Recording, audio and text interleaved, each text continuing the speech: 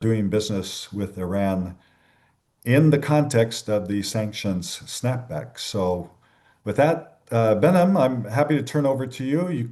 You can take a minute to introduce yourself and your firm and then go ahead with your presentation. Yeah, of course. Thanks, Robert. Thanks, Lucas. And good evening and good afternoon, everyone. And thanks to SIPAC team for hosting this timely webinar and for bringing us together to discuss a topic that has become increasingly important for businesses operating in or with Iran. I'm Behnam Khatami, managing partner of Nami Associates, a leading full-service law firm based in Tehran. Our firm has extensive hands-on experience advising major multinationals and working closely with international law firms across a wide range of industries and practice areas in the Iranian market. I'm joined today by our senior associate Mansour Vesali. Together, we will share some practical insights on navigating the Iranian market following the recent sanctions snapback. So, as many of you know, the sanctions landscape surrounding Iran is complex and often misunderstood. Yet, despite challenges, there remain legitimate and essential avenues for commercial engagement, particularly through what is commonly referred to as the white channel. This includes humanitarian sectors such as pharmaceuticals, medical devices, food and beverages, and agricultural products. And this white channel is the focus of our today discussions as they continue to be permissible under the renewed sanctions regime. Our goal today is to move beyond theory and provide practical operational guidance. We will begin with a short overview of the snapback mechanism and what it actually means in practice, both legally and commercially. From there, we will discuss the implications for corporate presence in Iran, shifts in jurisdictional hubs, and the increasing complexity of multi-jurisdictional contractual structures. Finally, we will close with a set of risk management strategies focusing on liability allocation, recourse mechanisms, and payment solutions for companies that wish to continue engaging with Iran in a compliant manner. I should emphasize that we are not sanctions advisors, and the purpose of this webinar is to elaborate on the effects of the sanctions, the snapback, and how it reshaped doing business with Iran, especially in certain permitted activities that I've mentioned. For this, background of sanctions would be helpful anyway. Without further ado, let's begin with a brief background on the snapback. I pass on to Mansour, who will walk us through the key features of the sanctions snapback. Mansour, the floor is yours. Thank you, Behnam. Good afternoon, everyone, and thank you very much for joining us for today's webinar. I'm delighted to have this opportunity to give a brief overview of the sanctions landscape before Behnam takes the floor to go over the legal implications of sanctions for doing business with Iran. So I will briefly talk about recent developments on sanctions landscape, specifically what has happened at the United Nations level, and then sanctions regime applicable in parallel with the reimposed sanctions. So I will also say a few words about the EU measures and continuing US sanctions. Just to start with some background, the UN Security Council Resolution 2231 had endorsed the JCPOA. That was a deal which entailed restrictions on Iran's nuclear program in exchange for relief from the UN sanctions. However, in 2018, the United States unilaterally pulled out of the JCPOA and also reinstated the sanctions on Iran that it had previously suspended under the JCPOA. So while the JCPOA was in effect for several years after the withdrawal of the United States, there were quite a lot of controversies on different aspects of the implementation of the JCPOA. So following these controversies, a couple of months ago, the 3 European countries invoked the snapback mechanism under the resolution 2231, which could potentially reimpose the UN sanctions on Iran. And finally, as the United Nations Security Council did not, in September 2025, adopt a resolution on extending the sanctions relief under the JCPOA, the United Nations sanctions and other restrictions pursuant to 6 United Nations Security Council resolutions were reimposed on the 28th of September 2025. And all these resolutions reestablished a framework of international restrictions covering measures such as travel bans, asset freezes on designated individuals and entities, and also certain trade limitations targeting specific sectors in Iran. So while these sanctions are significant, it's very important to emphasize that they are not comprehensive in scope. They primarily affect the specific industries and activities through certain export controls, authorization of monitoring of financial transactions, and inspection of cargo shipments to and from Iran. So in practice, they do not prohibit all commercial dealings with Iran. A question arises on the additional sanctions regime that apply to doing business in Iran, doing business with Iran in parallel with the UN reinstated sanctions. So firstly, there are the measures adopted by the European Union. Actually, besides implementing the United Nations reinstated sanctions, the European Union reintroduced sanctions, including restrictions on certain sectors of Iran's economy, including banking, insurance, oil, gas, and shipping sectors. And secondly, and let's say most importantly, maybe in terms of the scope, there are continuing US sanctions which have been in place for several decades. The United States maintains overarching primary and secondary sanctions against Iran. Firstly, there are primary sanctions. These have been in place for decades. These sanctions are highly detailed and complex, but in a nutshell, they primarily prohibit US persons from exporting, re-exporting, selling, or supplying US origin goods, technology, or services to Iran. They also prohibit US persons from making new investments in Iran. But the important point here is that because of the broad definition of the term US person in practice, under the US sanctions regime, these sanctions affect a wide range of entities all around the world. And also there are secondary sanctions. These sanctions are based on certain laws, for instance, Iran Sanctions Act, and also executive orders. And these secondary sanctions on Iran specifically aim to prevent non-US persons or entities from engaging in trade and business activities with Iran.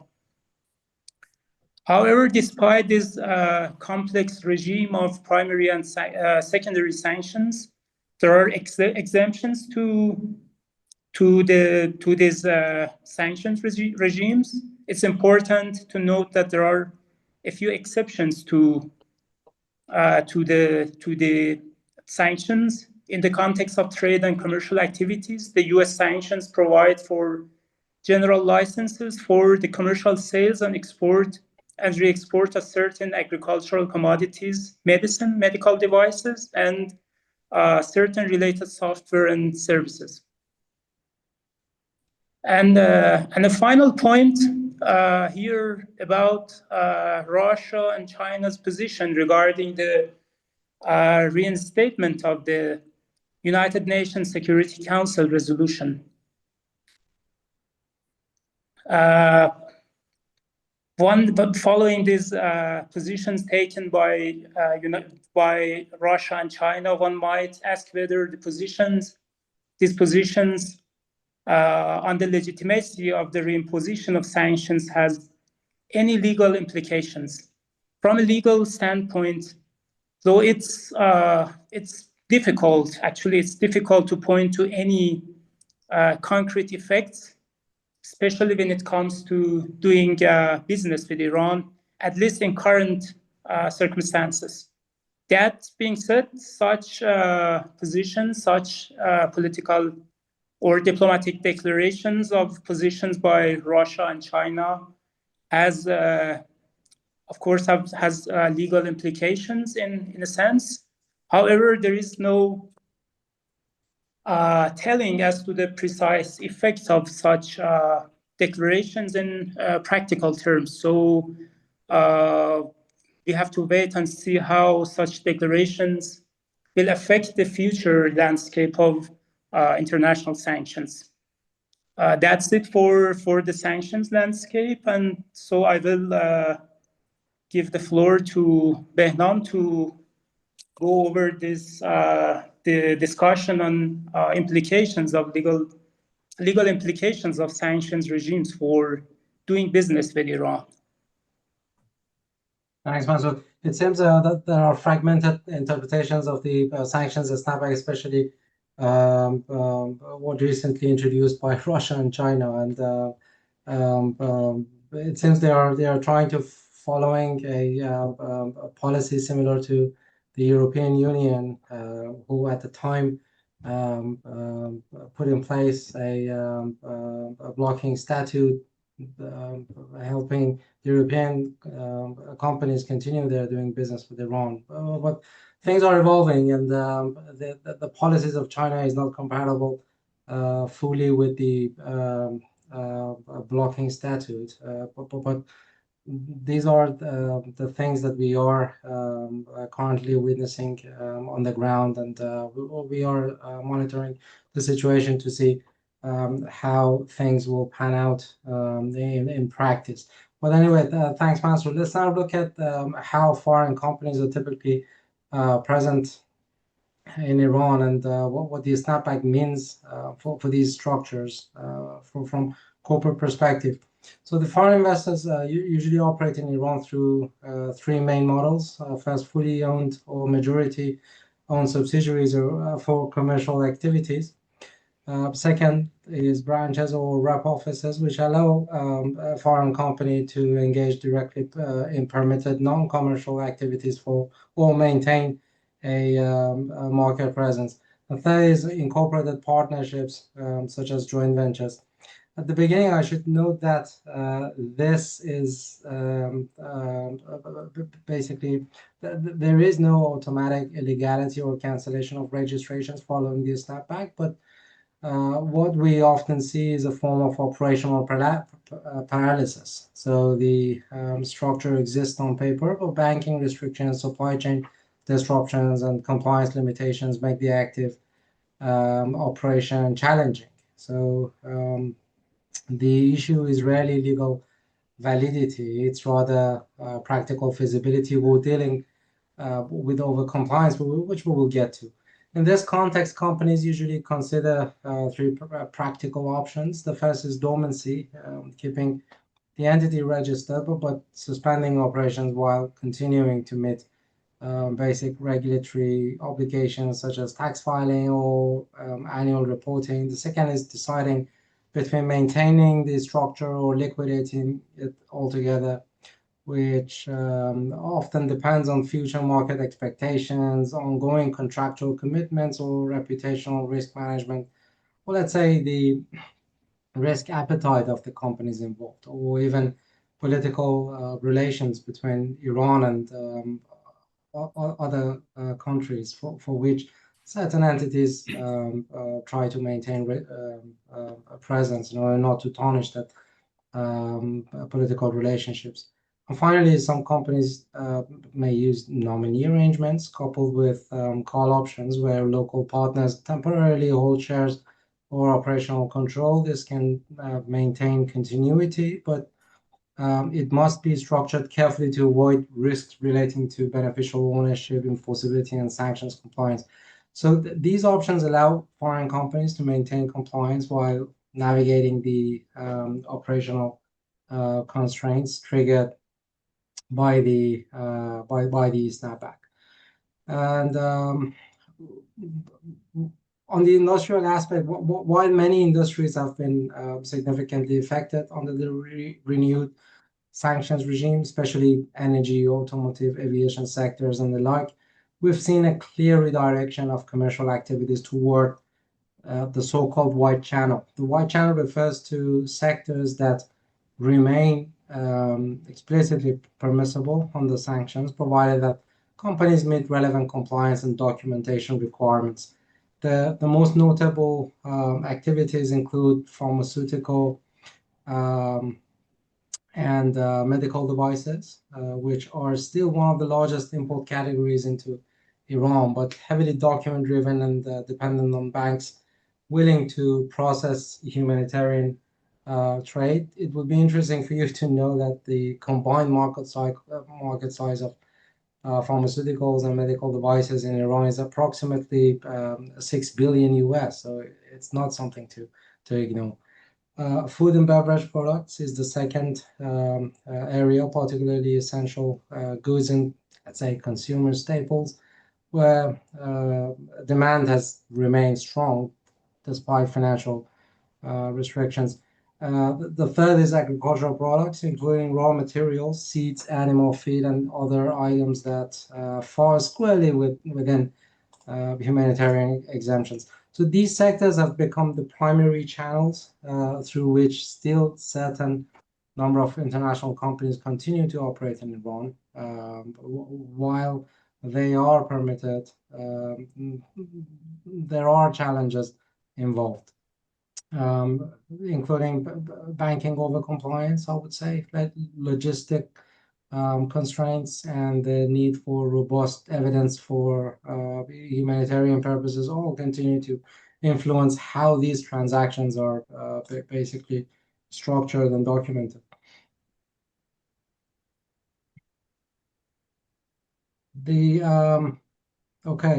Another major consequence of the sanctions snapback has been rerouting of trade and investment flows through neighboring jurisdictions of Iran, especially Turkey, UAE, and to a limited extent Iraq. These markets have effectively become de facto gateways for both commercial activity and compliance structuring related to Iran. These jurisdictions, especially UAE, offer practical advantages, closer logistic links to Iran, and established ecosystem of companies familiar with Iranian trade. As a result, foreign suppliers from the GCC, Europe, Asia increasingly rely on intermediaries in these jurisdictions, especially the UAE, to manage distribution, documentation, and the payment flow. In practice, we see basically two common models emerging. First, Iranian-related corporate vehicles set up in either of these jurisdictions, which act as holding or trading companies, allowing foreign players to remain one step removed from, or one step away from a direct engagement in Iran while maintaining operational control.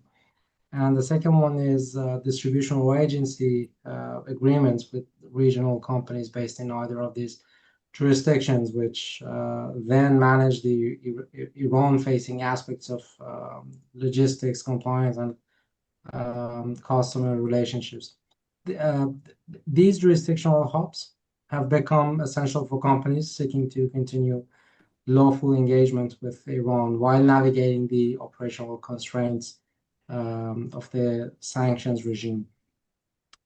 So the sanctions snapback has also led to far more complicated business and contractual structures, mainly because companies now operate under fragmented sanctions regime and in multiple jurisdictions, I would say. This affects how deals are structured and drafted and how they are ultimately enforced.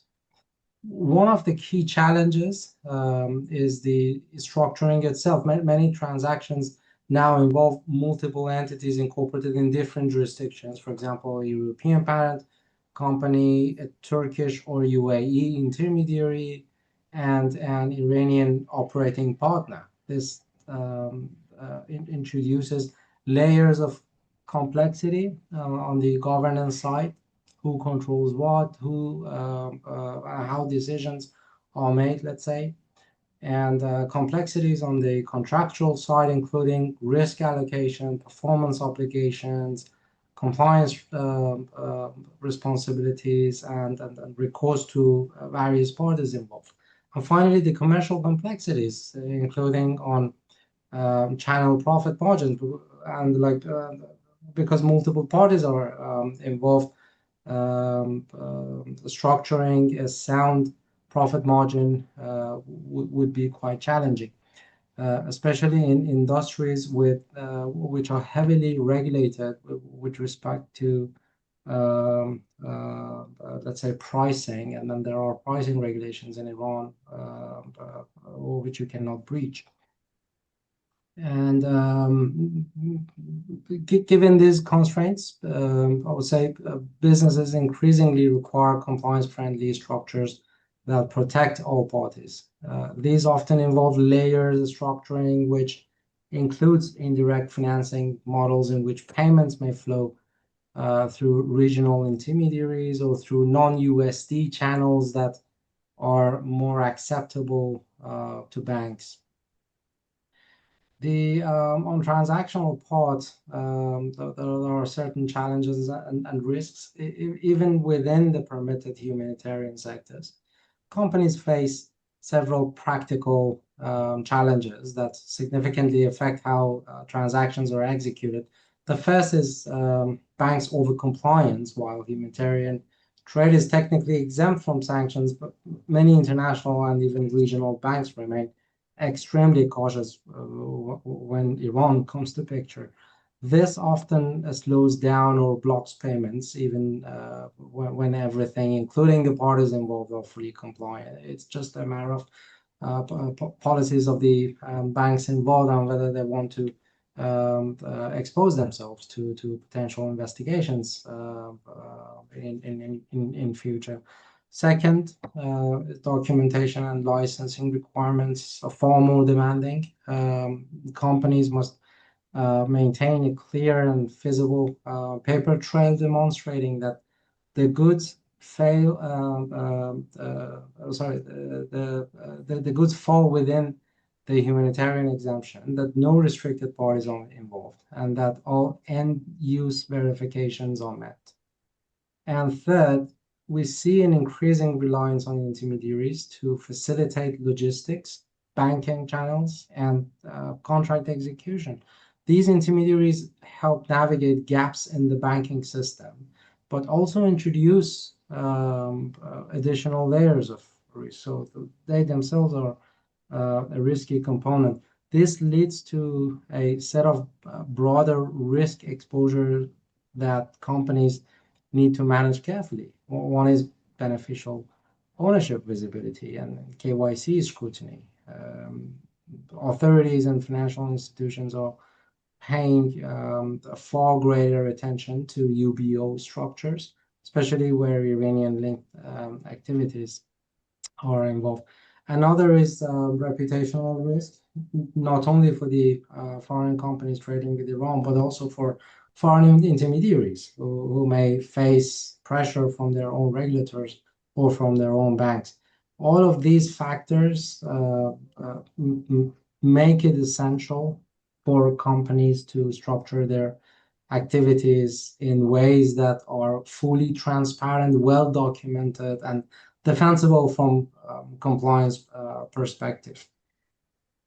So in terms of risk management, as we conclude, it's important to look at the practical risk management tools that companies can use to safeguard their operations when engaging in Iran-related transactions. The sanctions snapback has intensified the need for enhanced due diligence, proper documentation, and proper risk allocation, especially in multi-party, multi-jurisdictional structures.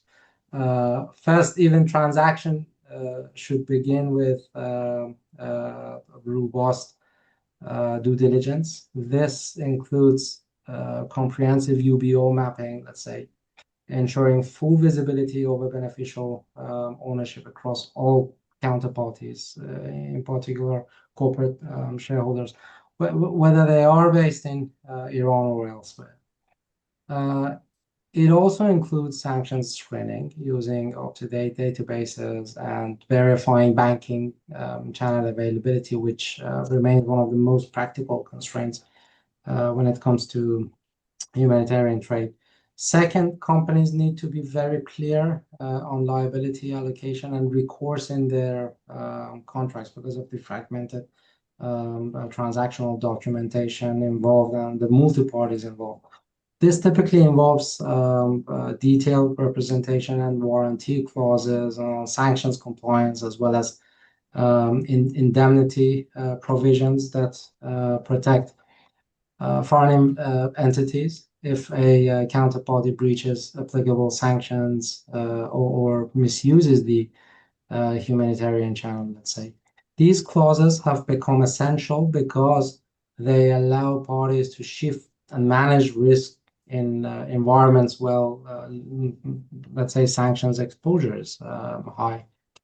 Third, payment design is absolutely critical. Most successful structures rely on non-USD clearing mechanisms, regional banks that are comfortable with wide channel transactions, and vetted intermediaries in terms of the UBO, or local partners or who have established compliance records. These intermediaries help manage documentation, logistics, and payment flow in a way that is both transparent and sanctions compliant, let's say.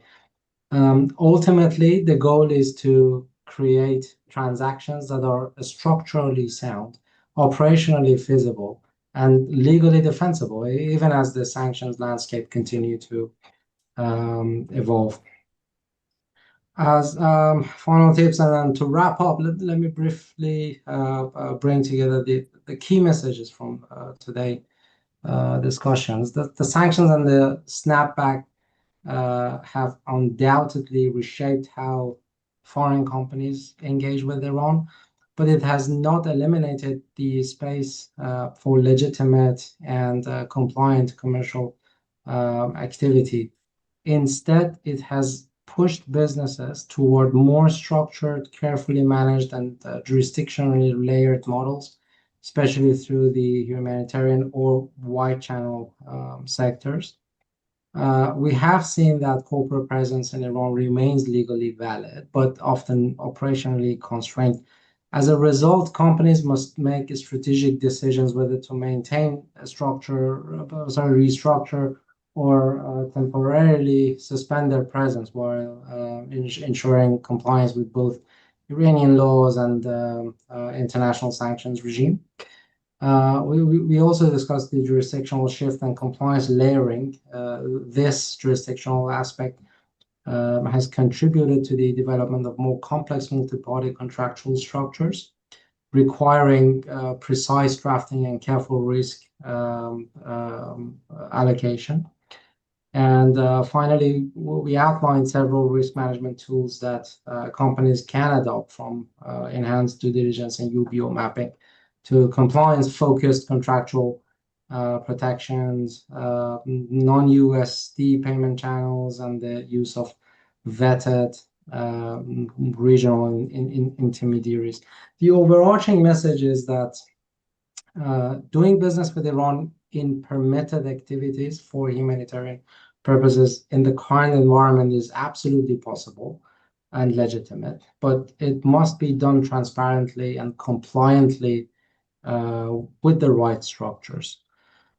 So this concludes our webinar and our discussions. Mansour and I hope today's session has provided practical guidance for those who are interested, and we would be happy to take some questions and have a discussion.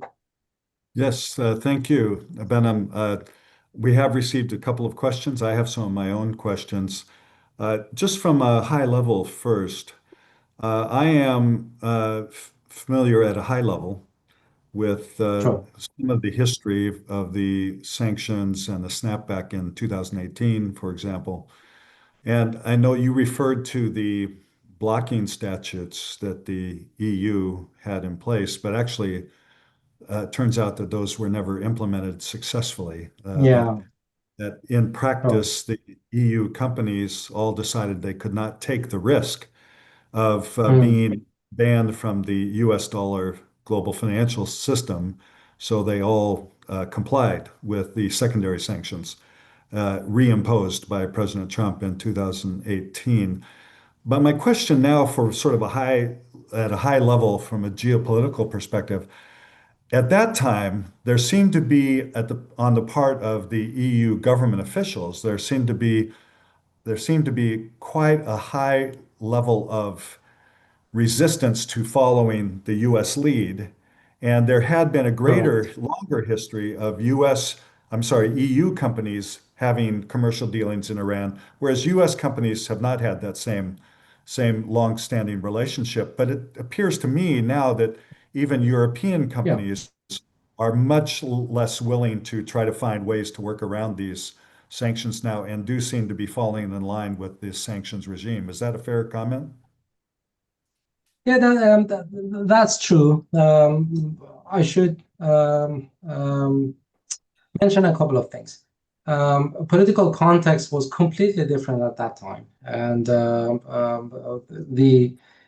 EU was trying to advocate or support the Iranian position with respect to the JCPOA after the notorious exit of the US from the deal, etc. So we are talking about two different political contexts, and now we are seeing such support, not to a same degree. I think the European countries, they have done whatever they could in that perspective, and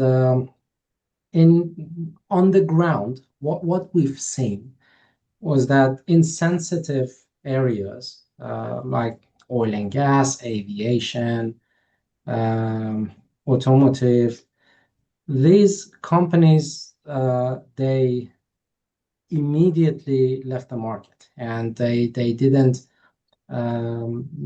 risk their operations elsewhere for a number of reasons. It's a case-by-case basis. Some of them may wanted to raise funds and then receive credits from foreign banks, and then they forced them to dilute the Iranian presence and liquidate their operations.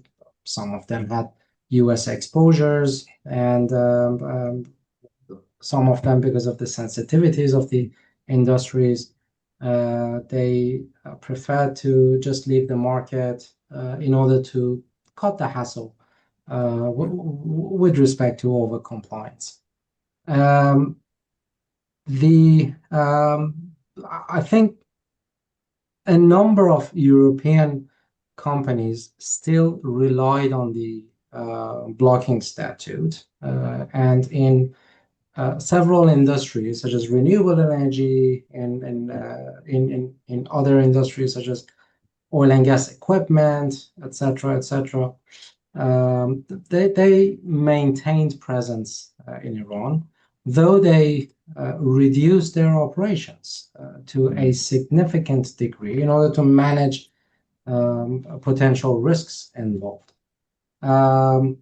So the current situation is that some of them, they are looking into entering into Iranian market within these permitted areas, and we are receiving instructions from European companies to structure a viable and workable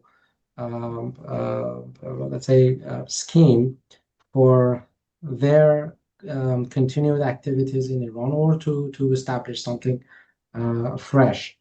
That the factors involved is that, okay, they do not have any U.S. exposure. They do not have any U.S. national in their ownership structure or in their management. So this can help them to let's say put in place such structures. But as I've mentioned, the overcompliance is the issue, and many European companies they prefer not to get themselves entangled with all the hassles involved and all the coming from and resulting from the over compliance. At the end of the day, it's either political or it's either commercially driven. If putting the political aspects aside, some companies are still maintaining position because from political perspective they have the mandate to do so, and in order to keep good relationship with Iran between the two countries. But put that aside, that's an example. That's an exception. From commercial perspective, the operation should be the profit margins must let's say justify all the hassles involved and all the structuring in place. In some cases, it's quite viable. As I've mentioned, the combined market size of pharmaceutical and medical devices in Iran is 6 billion US, which is not something to ignore. And in this current situation, that many foreign companies have left the market, it's basically a company can reap all the benefits of being among those who can maintain operation and to continue their business activities in Iran. So I would say it's a balance of things from commercial political perspective, and also how they deal with the over compliance. I have one more question, and that is, you referred to nominee structures and the overall, your overall Sure. description of the careful structuring that has to be undertaken reminds me of a couple things. First of all, practitioners such as myself who've been in China for many, many years are very familiar with the workaround structure that has been referred to here and other places as the VIE structure, the variable interest entity structure. And that's essentially a nominee type arrangement with a lot of structuring around it. The other thing is that a very high profile case involving Chinese manufacturer was, of course, Huawei. They weren't the only one, but Huawei was Sure. cited for sales indirectly through a carve-out company, a nominee shareholder-controlled company, into Iran. That was in the early teens, and then it came to light again a second time later as the the Department of Justice of the U.S. Then Of filed an course. indictment against Huawei and Meng Wanzhou. So I think the Yeah, point I wanted to make here, that's a very big topic just on its own. But I think that there were two exactly. main issues. One is And that I quite think it's and quite shocking when you saw the managing director was got into arrested, right? trouble in Canada, extradited to the US. That was a yeah, okay. And I think the point I wanted to make is that structuring these things properly is Mm, requires technical precision. And my sure. observation is that there are many, many Chinese business people, some in medium-sized companies, but unfortunately some in even some bigger companies, that have a Sure. fairly amorphous concept here. They think as long as there is someone who is the nominee shareholder who is not Chinese or is not directly through ownership tied to them, they think they're okay. But True. actually, it's a very high risk proposition, and the Huawei case is an example of that. And I'm sure you would be able Okay. to give me other examples. But the point here Of is that I course. just want to emphasize this requires very high level of precision and consultation with someone such as yourself who understands what works and what doesn't work. Yeah, yeah. There are a couple of things involved. A nominee arrangement per se is not something illegal. Right. What makes it challenging and perhaps illegal is other factors. The industry that they are working with, whether they are benefited from the operations of the nominee, what they are supplying to the Iranian market. Our focus is on in this webinar was on humanitarian trade. So if you set Right. up a nominee arrangement for a humanitarian trade, for agricultural products, for medicine, for pharmaceutical, no one will punish you. You may have to deal with troubles of overcompliance. Your bank may not wish to get itself involved in processing payments for Iran-linked matters. That's another story. But from a legality perspective, when we decide whether some activity is a criminal action or not, there are a number of things involved. So the nominee arrangement per se uh, does not make things illegal, and it just provides a layer of, let's say, protection to deal with overcompliance. But it's other factors that make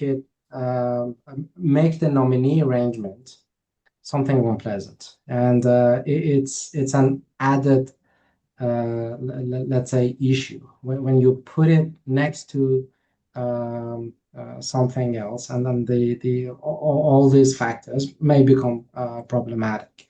For example, dealing in high-tech telecom Right. technologies, which has been specifically mentioned in the sanctions. Of course, this is not something to circumvent, and in that sense, the nominee arrangement becomes circumvention, that the interpretation would be completely different when you are dealing with a humanitarian product, medicine for surgical, let's say, equipment. In that sense, in that context, nobody will deal with or will interpret a nominee arrangement as circumvention. But that's a structure which has been put in place in order to deal with the bank's overcompliance. I don't know if Mansour has anything to add, but basically, I see this as I've mentioned. All right, that's very helpful. And with that, we'll conclude this session on Iran. And now